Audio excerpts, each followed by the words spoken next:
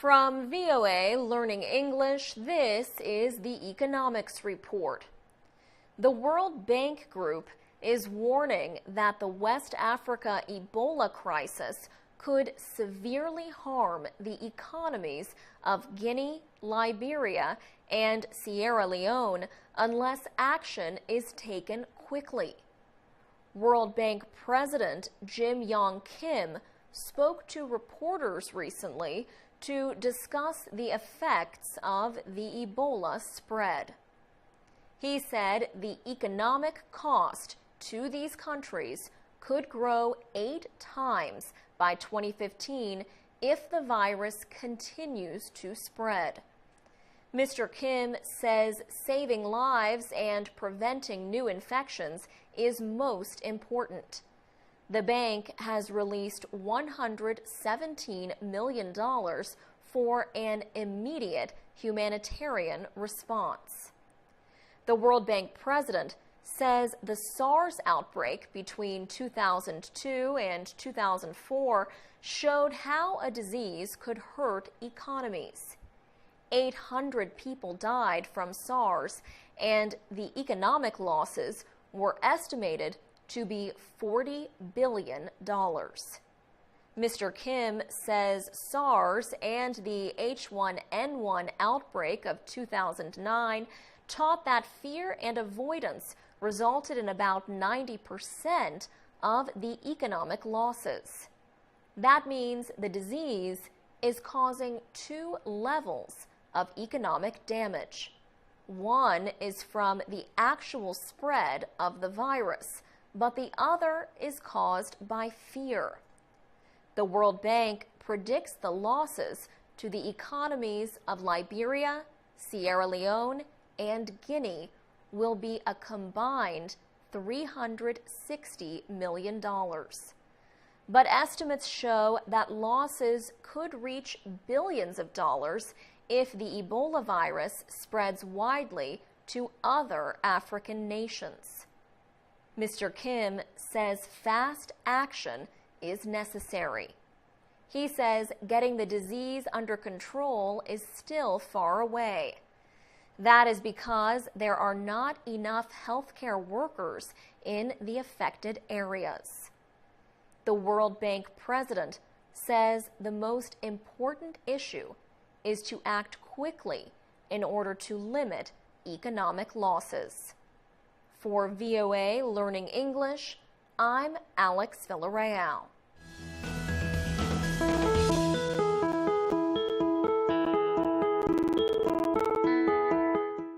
From VOA Learning English, this is the Economics Report. Piracy at sea is the act of attacking shipping to steal goods or take payment for the release of hostages.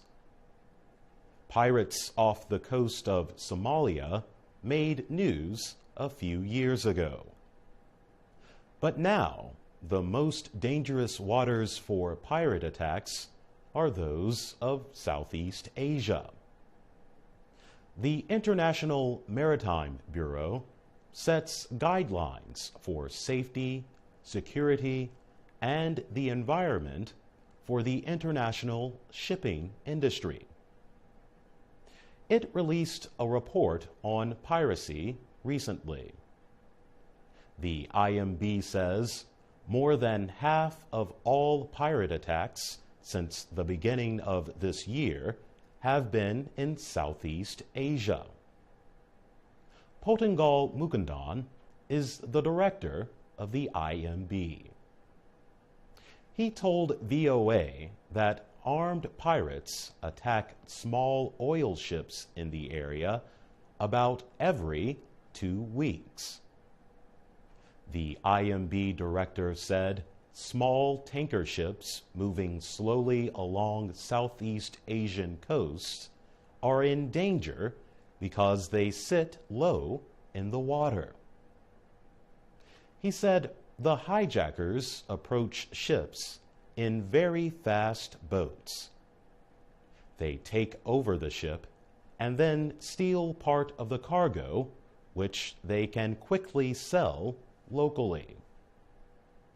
Almost 40% of pirate attacks this year have been off the coast of Indonesia. But armed robbery attacks are increasing around Vietnam. In the last 3 months, Vietnamese officials have reported 8 incidents. None have been reported this year near Somalia, however. Officials say pirates are not attacking Somalia because it now has a functioning government, a multinational naval patrol, and anti-piracy measures.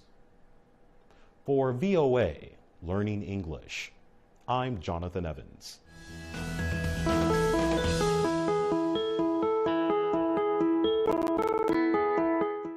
From VOA Learning English, this is the Economics Report. Many people are concerned about signs of weakness in the Chinese economy. They want to know how these changes will affect economic activity in the rest of the world. Falling stock prices have shown that investors are very concerned. Many believe a weak Chinese economy will affect other markets. Recently, China's official manufacturing index fell to its lowest level in 3 years. Leading measures of stock values dropped in East Asia, Europe, and the United States. International Monetary Fund Chief Christine Lagarde spoke in Indonesia. She said, "Rapid changes in stock market prices show concerns that economic uncertainty could spread." She said Asia is very much at the core or center of the global economy, and problems in one Asian market can affect the rest of the world.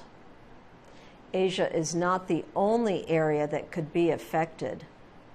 Experts note that China's problems could hurt manufacturing in Germany, Europe's biggest economy.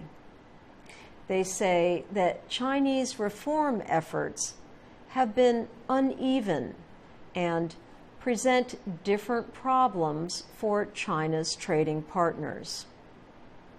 Scott Kennedy is with the Centers for Strategic and International Studies in Washington. He says China's economy is becoming one where services and individual consumption are more important. He says China's economic slowdown is affecting 2 groups of countries. The first group provides raw, unprocessed materials to China. The other group includes countries that are trade competitors of China. For VOA Learning English, I'm Ann Ball.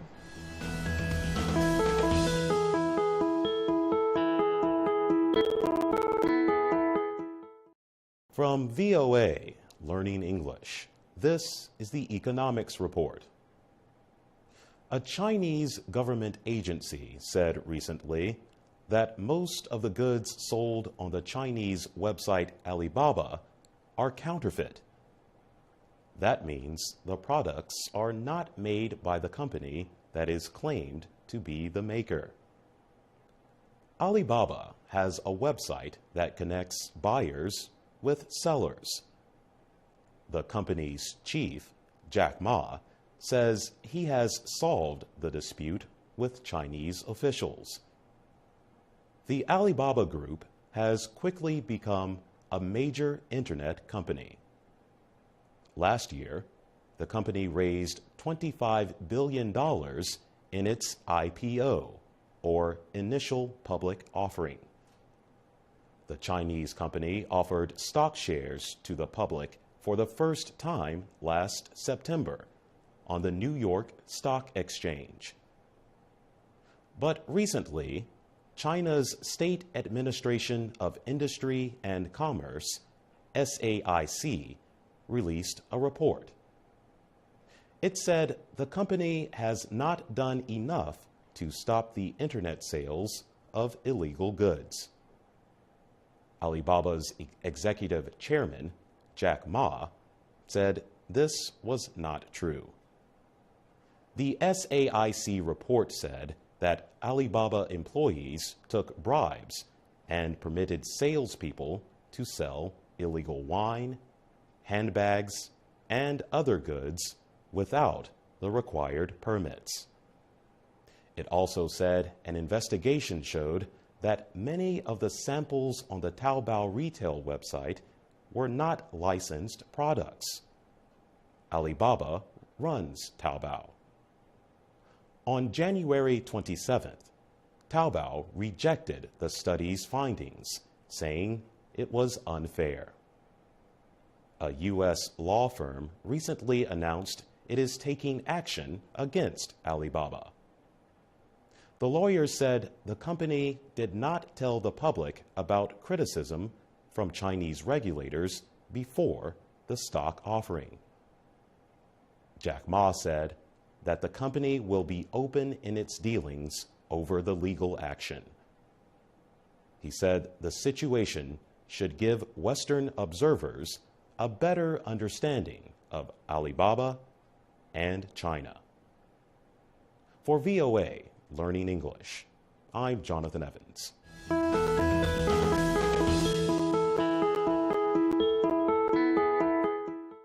From VOA Learning English, this is the Economics Report.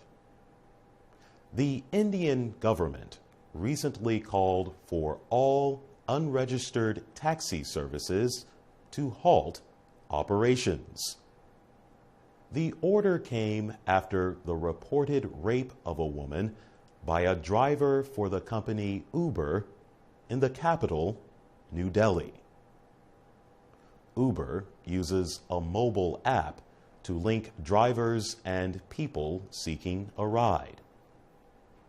A statement from Uber said the company will work with the Indian government to establish clear background checks.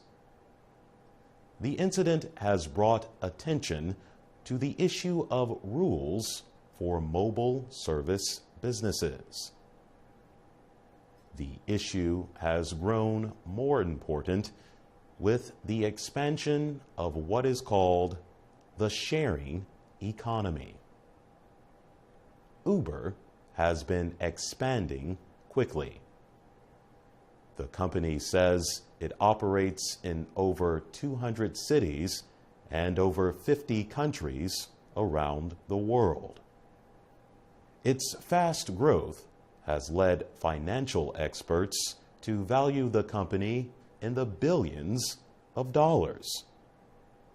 However, Uber's expansion means it is competing with existing taxi services, causing some cities and countries to ban the ride-sharing service.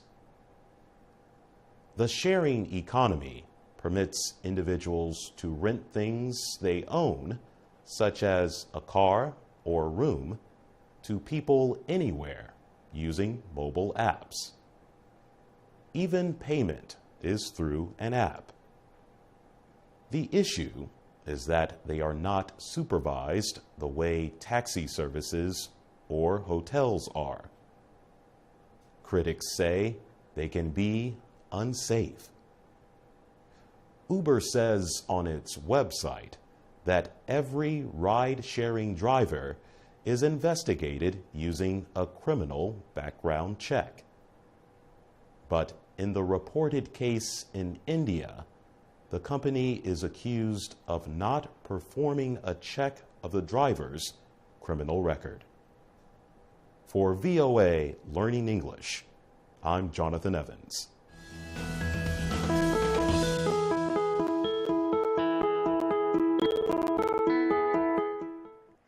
From VOA Learning English, this is the Economics Report. Today, we tell you more about the effects of falling oil prices. Lower demand for oil and too much supply have sent prices to their lowest levels in 5 years. Recently, the Organization of Petroleum Exporting Countries decided to keep oil production at current levels. Lower oil prices are causing economic hardship in some oil-producing nations. Officials in those countries are exploring ways to cut government spending. The president of Venezuela said that he and other government officials should take pay cuts as part of budget reductions. The Reuters news service says the reductions are meant to answer lost oil income. Reuters says 96% of Venezuela's export earnings come from oil sales. The nation also has among the highest inflation rates in Latin America. Russia, another big oil exporter, is also facing problems. The nation's Economic Development Ministry recently predicted that the Russian economy will shrink by 0.8% in 2015. Russian money has lost about 40% of its value this year compared to the American dollar. Observers have blamed the drop partly on falling profits from oil exports. Economists also say lower oil prices are helping economies in Asia. In a recent report, Fitch Ratings said China and most major Asian economies would effectively earn more money from continued lower oil prices. Thailand spends 15% of its national income on oil. Thailand, Malaysia, and Indonesia all are moving to reduce oil price supports, which are often a major part of government spending. For VOA Learning English, I'm Alex Villarreal.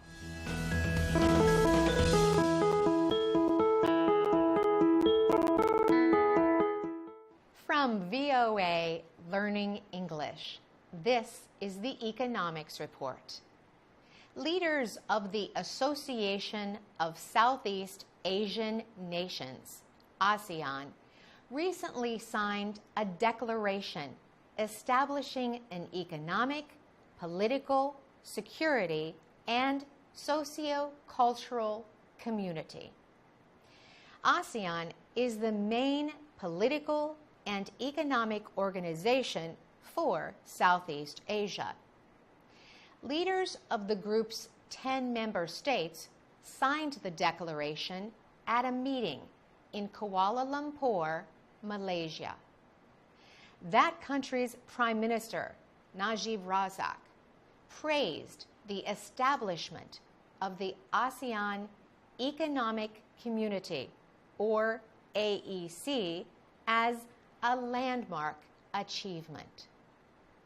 The organization will be equivalent to the world's 7th largest economy. It is designed to create a highly competitive single market and production area. Organizers hope it will ease the movement of money, goods, investment services, and skilled labor across ASEAN countries. The goal is to make the whole area more competitive and economically successful. But the AEC may have only limited influence on business activity when it begins next year. Experts expect little to change at first because there is much to be done. Some critics say the AEC will mainly help businesses, not the majority of people in Southeast Asia. Earlier this year, the ASEAN Civil Society Conference and People's Forum expressed concern about regional economic integration. In a statement, the group said such a move would mean unequal and unsustainable economic growth. This, it said, would result in worsening poverty and inequalities of wealth. For VOA Learning English, I'm Carolyn Presutti.